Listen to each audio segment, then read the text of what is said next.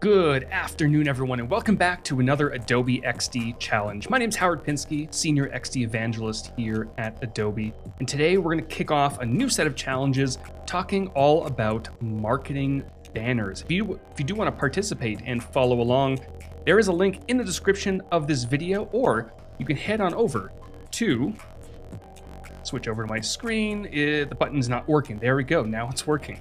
behance.net/challenge/XD.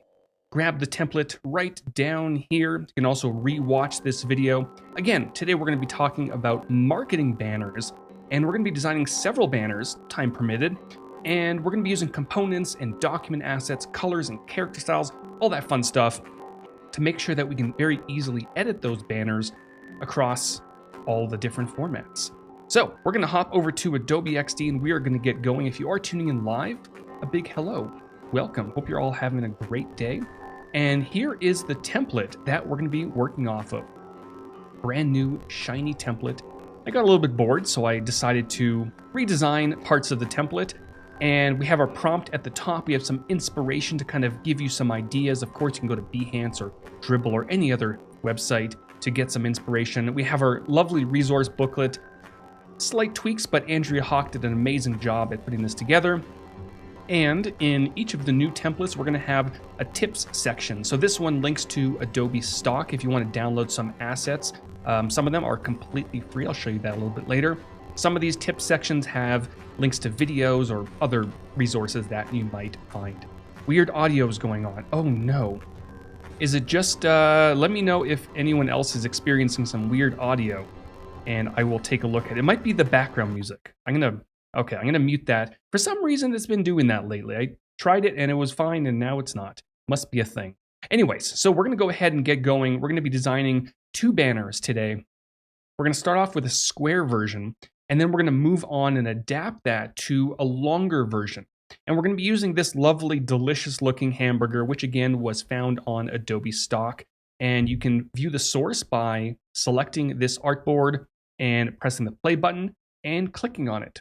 We have hyperlinks now in Adobe XD, which is wonderful, right? All right, it was the background music. I'm going to try and figure that out and see what's going on with that, but we're good now. Just don't have any cool music in the background. Anyways, so now, if you might notice, over to the left in the inspiration section, we have some very modern, pretty fancy looking banners. We're going to kind of go in the opposite direction. Not that it won't be fancy, but it's going to be kind of retro, right?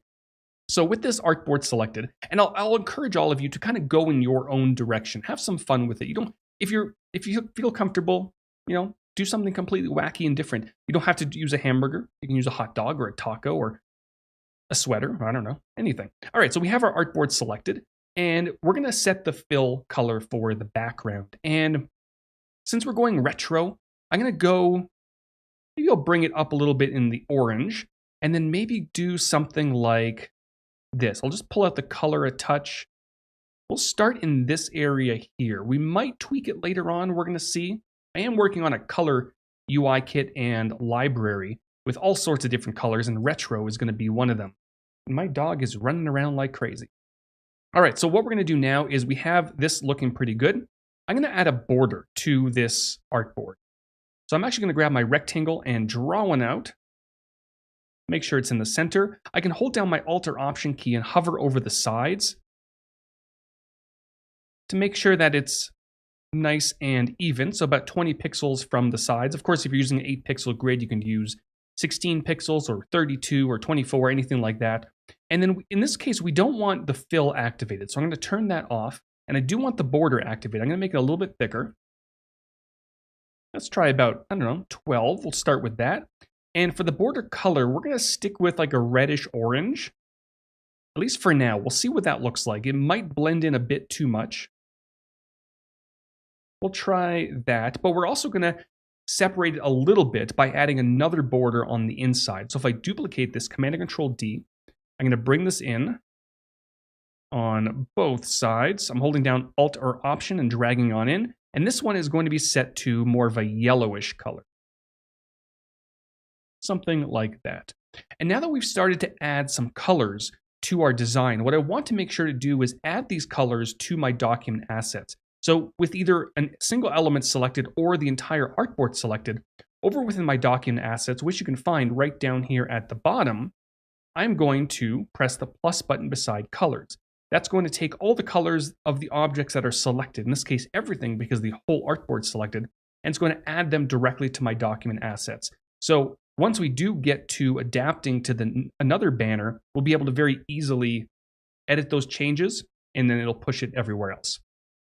All right, so now what we want to do is we want to maybe, excuse me, might want to bring in the hamburger that we're going to be using, right? So I'm going to grab this hamburger up here. I can either drag it down or I can copy it to my clipboard, Command and Control C, and pop it on in here. And to give it a little bit of style, I might want to rotate it. So I can just drag on these handles like this, or if I want to make sure to rotate it by maybe 15 degrees, I can hold down my Shift key and boop, just like that, right? And maybe I'll position it towards the bottom of this artboard. Somewhere in this area, maybe I'll make it a little bit larger. Now, knowing I'm going to be using this asset on the other artboard as well, I might want to turn this into a component. So what I want to do is I want to, in my document assets, I can go ahead and press the plus button beside components, or I can do that within the properties inspector over to the right, or the Command or Control K shortcut. Either way, it'll create a component for you, just like that. And there's the little shortcut for creating a component. Beautiful. Robert says, is this a live session? Maybe, Robert. Maybe. Or I'm just very good at predicting when someone's going to ask a question. All right. So I have my hamburger looking pretty good, and it is a component, so we're going to talk a little bit more about that later on. But now what we want is we want some text to let users know and viewers know what exactly this banner is. In this case, it's maybe juicy burgers, right? So with the text tool, shortcut key T, I'm going to start typing out juicy, right? And there are a lot of different typefaces you might want to use for a banner like this, right? I'm going to make it a little bit larger. And I would definitely encourage you to go to fonts.adobe.com and go to Browse Fonts, and you can really nail down the exact typeface that you're looking for, from funky to fun and Art Deco, geometric, and Western. Some of them will be more appropriate than others for a banner like this. But one that I found that was really interesting. I mean, this one's pretty interesting. This is the Oh No Blaze Face typeface. Very interesting. But there's a typeface called Mighty Slab. And off the bat, it looks interesting, right? Not too bad. But it has these different weights to it. 1, 2, 3, and 4. And instead of, being bold and medium and extra bold and all that fun stuff, it actually adds some dimension to your fonts, right? So if we do juicy like this, right? I'm going to change the color. I'm going to kind of pull out a little bit of that white, maybe add a little bit of yellow in there, just so it looks a little bit more retro, right? Then I'm going to duplicate this text. So Command and Control D, and I'm going to move this one behind the original. I guess I could have selected the one behind it too, right? And then for this one, we're going to switch over to the second weight. And then I'm going to change the color to maybe an orange, something like that, to give it a little bit of contrast, right? Something in that area there. And then I'm also going to duplicate it one more time, move it back. We're going to switch over to number 3, right? So you're seeing a little bit more dimension now. And this one we might want to switch over to a bit more of a red. Something maybe I'll drop it a touch so it's a little bit darker. And then we're going to do one more time. So I'm going to duplicate, move it back, and then we're going to switch it over to 4. And maybe this one will be possibly brown, right? They used a lot of browns back in the retro days. I don't know when the retro days were, but the retro days, right? And now we have this kind of fun, 3-dimensional retro title, right? Just using a typeface, which is really cool. Now I'm going to go ahead and select them all. And if I need to, I can always make it a bit smaller just by adjusting the font size, which is great. And then we might want underneath, excuse me, maybe one more, right? So I'll just duplicate this down, and now we can start going through and just selecting one, type out something like burgers. Oop, I should probably left align it. Burgers, right?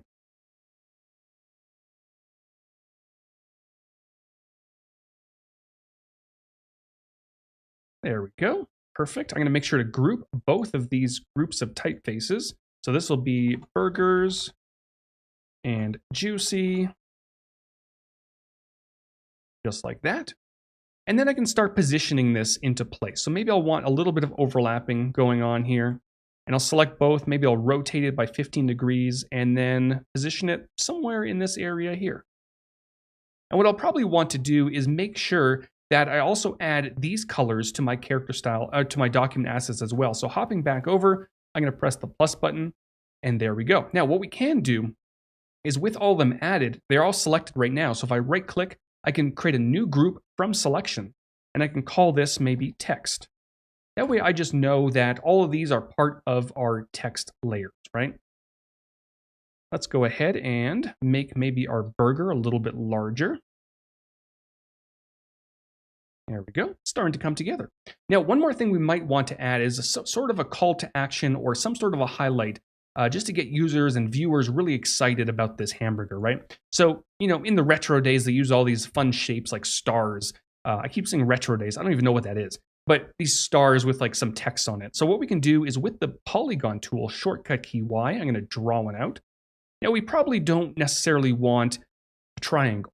So in the properties inspector to the right, we can customize our shape. So we might want to go like something like 18 for the number of sides. Maybe we'll round out the corners just a little bit. Now, it doesn't really look like a star at the moment or any sort of fancy shape, right? It just looks like a weird circle. So inside of the properties inspector, one more time, we can adjust the star radius value. So I'm going to do maybe something like 85. And there we go. Now we're starting to get somewhere, right? We've got this fun looking shape that kind of looks like a star. We can make it a little bit larger. And then we might want to kind of pull in some colors that we're already using. So maybe this kind of brownish white, off-white over here, right? And then maybe on the inside, we might want to put a little bit of a border. So if I duplicate it, Command and Control D, I can make it a bit smaller, turn a border on, and maybe I'll apply the brown color that we've been using. Or I can tweak it a little bit and maybe brighten it up a little bit, pull it out, pull the saturation out just a touch, right? There we go. That looks pretty interesting. And then on the inside, we may want to put some text. Now, if I were to grab my text tool and type out something like "so tasty," right? And maybe apply the same color here, which I should probably add to my document assets as well. Maybe I'll center it, make it smaller. Right now I have that same mighty slab typeface selected, and it looks okay, but it's not working completely, right? It's a very large and heavy typeface, and the smaller you get with this, it's gonna be a little bit more difficult to see. So we might wanna switch it up a little bit, and something like Barracuda Pro, which you can also find on Adobe Fonts, is a little bit more interesting. It's got a little bit of style to it, but it's also a little bit easier to read. And we can also rotate it as well, just a little bit. You don't want to go too much because then it'll be a little bit difficult to see. And someone in the chat is saying, what about 8 or 12 instead of 15 degrees? You can definitely rotate it. You know, like I was saying, the more you rotate it, the more it'll be a little bit difficult to read. So instead of 15, you might want to go, you know, 12, for example, right? It was a little bit easier to read. Completely up to you. But the nice thing is, all that stuff is very easy to edit, right? Let's make some changes a little bit. Now, starting to talk a little bit about our document assets. You know, I've started to work on this section here, which has two elements that use the same color, right? This brownish kind of color. I'm not digging this color completely. I want to make a little bit of change to it. So instead of going to the properties inspector and making those changes here once and then making those changes again, I can simply go to my document assets over to the left, right click on that color, press edit, and then make those changes. And you're going to notice it's going to push those changes to all of the elements that have that color applied to it, right? So I might want to brighten it up just a little bit, just so it's a little bit more orange, something like that. All right. Our banner's looking pretty good. There's one more thing I might want to add, completely optional, but since we're going for this retro vibe, I might want to add a bit of a texture over top. So with my rectangle tool, I'm going to draw one out across the entire image, right? And then in Finder, right over here, I have some paper texture that I grabbed from Adobe Stock. Again, you can get many of these textures completely for free in the free section of Adobe Stock. And I'm going to drag one of them directly on top of this image, right? Now, of course, we cannot see it. And that's kind of where blend modes and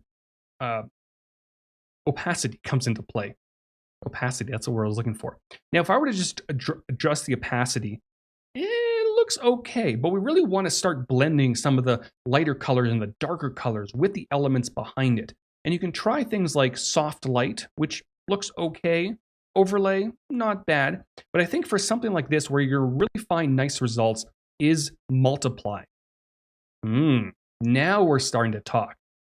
Is it practical? Maybe not. But considering we're going for this retro vibe, it kind of works, right? Now we can start bringing down that opacity value, let's say to around 60%. So if I now go ahead and turn off the texture and then back on, it's a very subtle look, but it almost looks like this old style newspaper or, advert that you might see from the retro days. We're going to run with it, right? Why not? There we go. So we have our elements now looking pretty good. But like I mentioned earlier, we want to make sure that we can update these throughout all of our different ads, right? So what we can do is inside of our layers panel, I'm going to make sure that we have our various elements set as components. So our title, for example, I'm going to select the burgers group and the juicy group, Command and Control K to turn it into a component, and I can just name this title, right? I can select this section down here, Command and Control K, name this callout. The texture we may not necessarily need to turn into a component, but you know what? Why not, right? We will. Whoops, texture. Texture. There we go. Spelling is hard. And then the border in the background, that we probably won't have to, because really the only thing that is going to change for that is the color. And the color we can very easily make changes to inside of our document assets. So now that we're at the point where we want to start adapting this banner over to a longer version, there are a few ways we can do this. We can either turn on a responsive resize for the artboard and then make some changes, right? And it does an okay job. But in many cases, you may just want to completely move some elements around so it's exactly the way you want it, right? So what we're going to do is we are going to start by selecting some of these elements. So I'm going to start with the background of the artboard. Now we can either go to our document assets, select the artboard and just click on it. Boop, just like that. That's probably the wrong color. Boop. Or what we can do is select the artboard, copy to the clipboard, and then right click and then paste appearance. Just like that, right? Someone in the chat is asking if I'm using a Mac. I am using a Mac, and the shortcuts are the same. I usually try to do my best to call out both shortcuts, like Command and Control K, Command K on the Mac, Control K on Windows, but the shortcuts are more or less the same. So now what I'm going to do, I'm going to hide the texture for just a moment. And I'm going to start by selecting the title. I'm going to duplicate this over. Maybe I'll select the border, copy and paste, and view. Drag this on out. Responsive resize does a great job at making sure that it's looking pretty good. I see some people in the chat posting links. Please don't post links. Yeah, don't do that. You might want to make this bigger. Now, what you're going to notice is, depending on how the component was set up, responsive resize may be either on or off. So in this case, we probably don't need responsive resize on. So I'm going to make sure to select the main component, which is this guy right over here. And I'm going to turn responsive resize off. Boop, just like that. And now I can very easily resize this up quite nicely, right? Make this nice and large because we do have a lot more space. Now, one thing you might notice when you're resizing text layers is, they may get a little bit wonky, so you can either resize like I've been doing, or you can dive in and select the various layers and then just adjust the text size like that as well. Depends on the typeface, depends on all sorts of different factors. Next, we're going to grab the burger, drag that over. We can definitely make this one nice and large. We have a lot more room on this particular banner.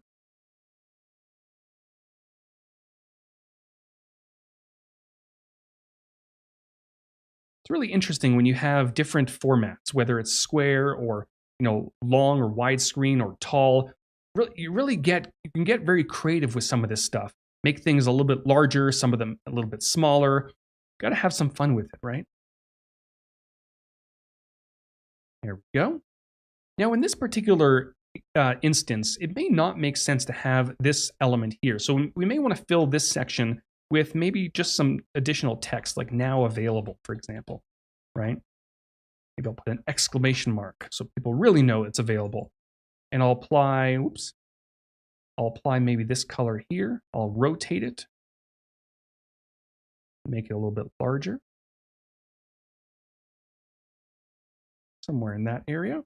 And I will also grab my texture, copy the texture, paste it over here, make it a little bit larger, just like that.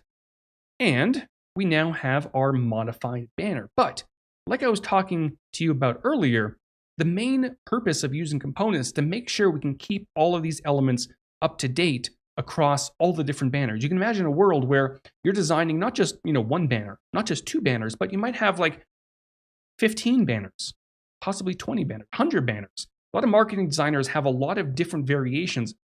There's so many different phone sizes, banner sizes, and televisions, and all these different displays, right? You have to make sure your banners can adapt to all of that. And you don't want to go through each and every one and make changes to them, right? So what we can do is, we have this burger. I'm going to hide the texture for a second. We might want to replace this burger at some point in the future. Well, now that we have our component, right? If we go down to this burger here, if we want to make some changes, right-click, edit main components. Very important. You edit that main component, right? That way it pushes those changes to all the other ones, unless, of course, you want to override just one in particular. Now, if I go over to my document assets and my libraries, I have a library of food, because of course I do, right? With a bunch of hamburgers in it, of course. Now, if I grab one of these and boop, pop it into place, I've now replaced that hamburger with a new delicious looking hamburger, right? And of course I can grab any of these hamburgers, pop them into place, whichever one. I mean, they all look great. This one looks really nice though. Or maybe this one. I don't know, what's the difference? Bacon melt. Okay, they're both bacon melts. That just looks delicious. But what you're gonna notice is it pushed that delicious looking bacon melt hamburger to all the other banners that I was working with. Now in this case, it's only one, but if there were multiple banners, even though I resized this banner previously, it still replaced it, right? And we can do the same thing with the text. So if I hop in here to my main component, and I want to change this to, what do I want to change this to? I don't know. Delicious, right? Whatever it might be, right? It's going to push those changes to all of the other ones. Now, of course, the size is a little bit different, so we'll have to make some changes in that regards. But that's the point of using components. Now, one more tip that I want to show you. Let me put the texture back on. And you may have seen this on Twitter if you follow me on Twitter, is you might want, let me actually go back and put this burger back here, right?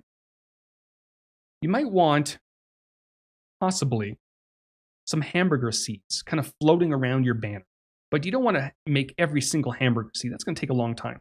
Let's make one hamburger seed very quickly, right? Let's make a circle. Let's really zoom in here. I'm going to press the return key, grab this point and drag it on. Look at that. We have a hamburger seed. Amazing, right? Let's apply a color. Document assets. Apply a color. That color looks good. Let's apply maybe an inner shadow at the very bottom. So negative in the Y. Blur it just a little bit. Maybe we'll apply a little bit of an orange. Something like this, right? And then a little bit of a drop shadow. Nothing too crazy.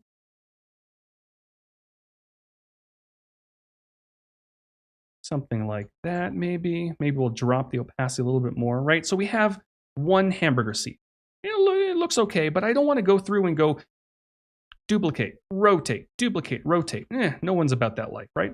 So I'm going to go to my plugins, and I have this plugin called Confetti. Where is my Confetti plugin? Right there, Confetti, right? And if you don't have plugins installed, hit the plus button at the top, search for something like Confetti, right? And what this allows us to do is it'll take this selected object and it'll basically explode it all over onto our canvas, right? So watch this. So we have one of them selected. Let's do something like, I don't know, 10 rows or 10 columns and 10 rows, right? Opacity, probably don't need to randomize. Let's definitely randomize the rotation and we can definitely randomize the scale. So some of the hamburger seeds are a little bit larger and some of them are a little bit smaller. And with that done, we can also randomize colors if we wanted to, but create. Look at that. We've got all of these hamburger seeds scattered across our advert right now, right? Now, of course, I'm going to select them all. I'm going to group them, move them to the back, just so they're kind of out of the way, maybe above the border. And there we go. We've got some fun scattered hamburger seeds, which I can now also hop over here, paste them, and maybe use responsive resize to kind of scatter them out a little bit. And look at that. And just like that, we now have these fun retro style marketing banners that we've created using components, the Confetti plugin, document assets, all sorts of fun stuff. So that's going to wrap things up. Be sure to share your work on Discord and Behance. You can also tweet it at me at Pinsky. I would love to see what you come up with. Big thank you to everyone who has tuned in. Can't wait to see your work, and I will see you all in the next challenge. Thanks, everyone.